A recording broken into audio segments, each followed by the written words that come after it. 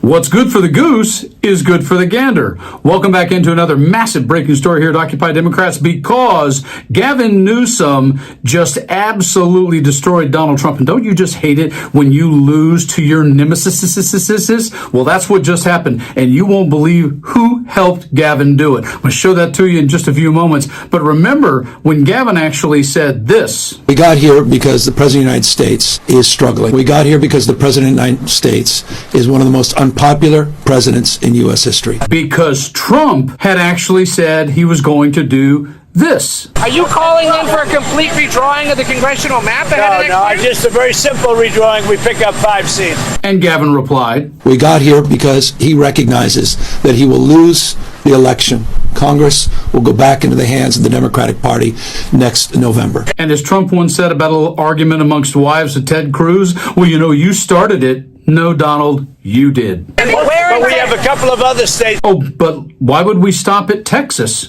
Where we'll pick up seats also. He recognized that, and that's why he made a phone call to Greg Abbott asking for 5 seats. Can't win by playing by traditional sets of rules. Congresswoman, with all due respect, the rules of the game always traditionally have been after a census. Every 10 years there's a new census. I'm having a hard time hearing the GOP say stop the steal. In the United States, that's when you can redraw the districts based on where the populations have evolved to. Nope, you're correct, Wolf.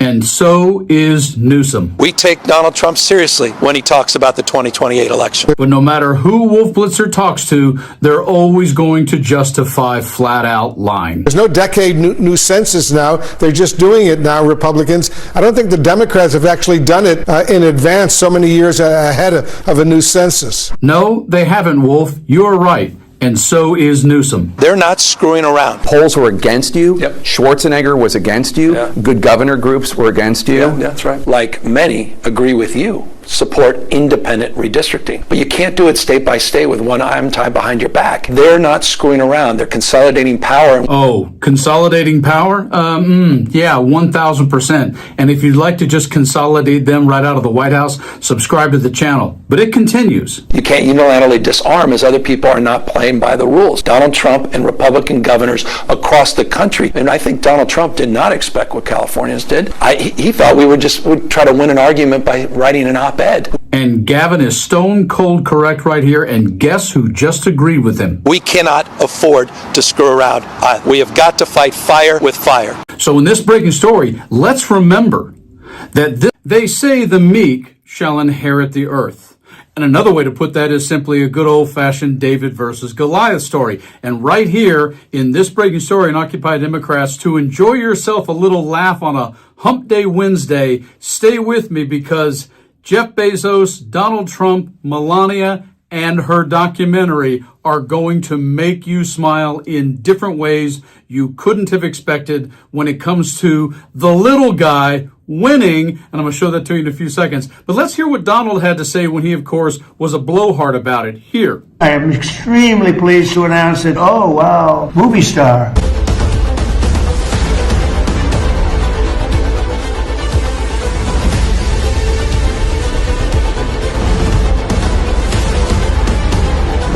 Oh, but Donald won't let it go. He keeps pumping. So it's the #1 documentary in 19 years. Can you believe this? And then there's a little bit of the real truth about sales here.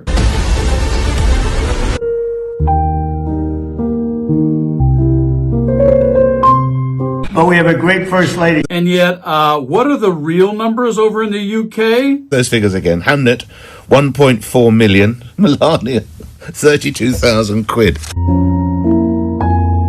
Donald keeps going, but if you'd like to see him and Melania out of the White House, just subscribe to the channel. And she's had a tremendous success. Wait, what's that I can see in the theaters around the... Oh, crickets, right. Crickets.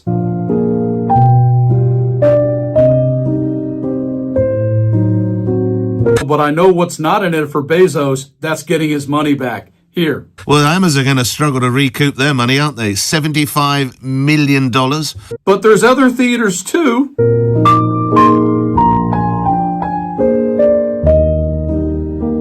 And yet, in true fashion, Trump wants to know, hey, what's in it for me? this. What do I get out of it? Get nothing out of it. There's also other facts about money and Bezos here.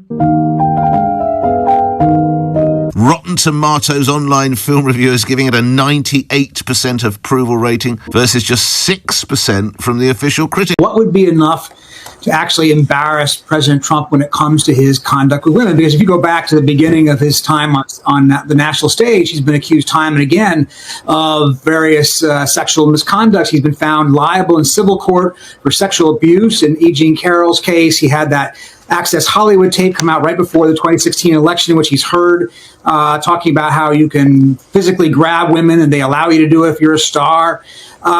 He has been accused by literally, I think more than 20 women of various things that you wouldn't want your son to be accused of, or your father, not much less your president. And yet he seems not to let it stop him. But you're right. The Epstein thing seems to be something different. It's curious why. Why has he been so resistant on releasing these files? It took an act of Congress by both parties to overrule his resistance to releasing all these files. And yet, as he said, they haven't released anything in the last few days that seemed to tell us something we didn't know, which is that he was friends with Jeffrey Epstein, that they did share, a desire for women. But at the same time, that's not a crime. Is there something there that's still being hidden? People don't know because of redactions and the uncertainty about whether they can trust this Justice Department. So, Ashley, then you have, of course, the daily headlines. Even today, 6 days in, since these were all released, all related to Jeffrey Epstein. I mean, Trump's tried this before, telling the country to move on. Didn't work before. In fact, you might argue that it seemed to backfire. Has the environment, though, changed that it might work now? People's exhaustion, but also at a time when there are so many new revelations involving high-profile men and other documents that are still being called for, particularly by the women who are involved in this, the women who are the survivors of Jeffrey Epstein.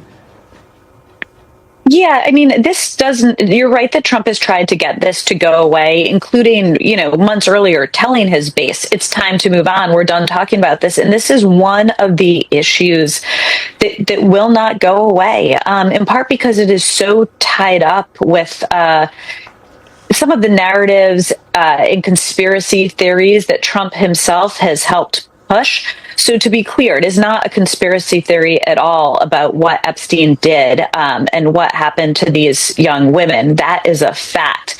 But Trump's base in particular has been conditioned in many ways by the president himself to believe that there is sort of a dark cabal of Washington elites who behave with impunity. And this fits right into that. And as Trump knows better than anyone, this news cycle, even though it doesn't directly involve him, we're seeing new men who behaved in gross and crude ways. As Peter said, not always illegal, but certainly something that you would not want public. And so that just generates more and more interest. So the president can say he wants it to go away, but it's pretty clear that that is not happening.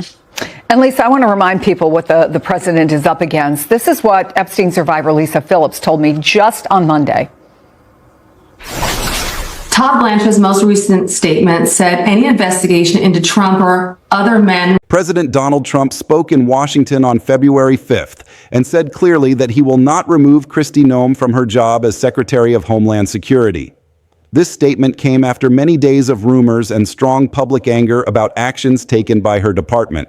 Some people believe Trump was planning to fire her, but he said those rumors were not true. He showed support for Noem and said she is still part of his team. The problem started after serious events in Minneapolis, where federal immigration officers were involved in violent incidents. In 2 separate cases, 2 U.S. citizens were killed by federal agents.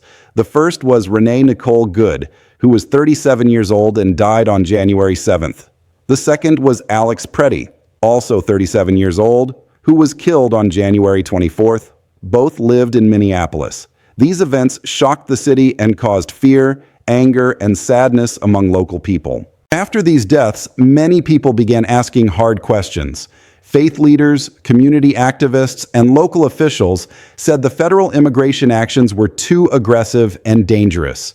They said officers were acting with too much force and not enough care. Some religious leaders said these actions go against moral values and respect for human life. Many families in the city said they felt unsafe and worried that more people could be hurt. Because of the public pressure, rumors spread quickly in Washington. Some political insiders said Trump might remove Kristi Noem to calm the public and reduce anger. Social media was full of posts claiming her job was in danger. News reports also discussed the possibility that Trump was unhappy with how the Department of Homeland Security handled the situation. For several days, no clear answer came from the White House. Then Trump spoke directly about it. He said Kristi Noem will keep her position and that he does not believe firing her would solve anything. He said the situation is serious, but decisions must be made carefully. Trump said the country needs strong border and immigration enforcement, but also said every life matters. He avoided blaming Noem directly for the deaths and said investigations are still ongoing. In Minneapolis, the reaction was mixed. Some people were angry that Noem would stay in office. They said keeping her sends the wrong message and shows the government does not care about victims. Protesters held signs and demanded change. They asked for clearer rules for federal officers and better training. They also asked for more openness and honesty from the government. Other people supported Trump's decision. They said immigration officers have a difficult job and face dangerous situations every day.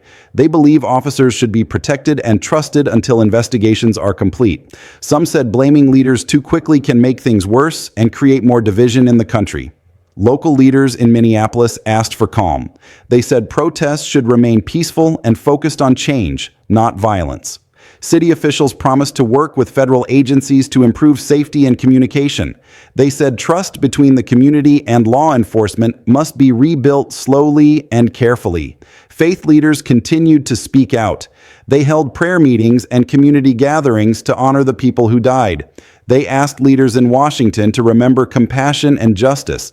Many said laws should protect people, not harm them, and that power must be used wisely. The Department of Homeland Security said it is reviewing the incidents. Officials said internal checks are happening and that officer actions will be examined closely. They said any wrongdoing will be handled through proper legal steps. However, critics say these reviews are not enough and want independent investigations. As the debate continues, the situation remains tense. The deaths have left deep pain in Minneapolis, and many families are still grieving. Across the country, people are watching closely to see what happens next. The story has become part of a larger discussion about immigration, law enforcement, and government responsibility. President Trump's decision to keep Kristi Noem shows he is standing firm, even under pressure. Whether this choice will help calm the nation or increase anger is still unclear. What is clear is that the events in Minneapolis have changed the conversation and forced leaders to face difficult questions about power, safety, and human life.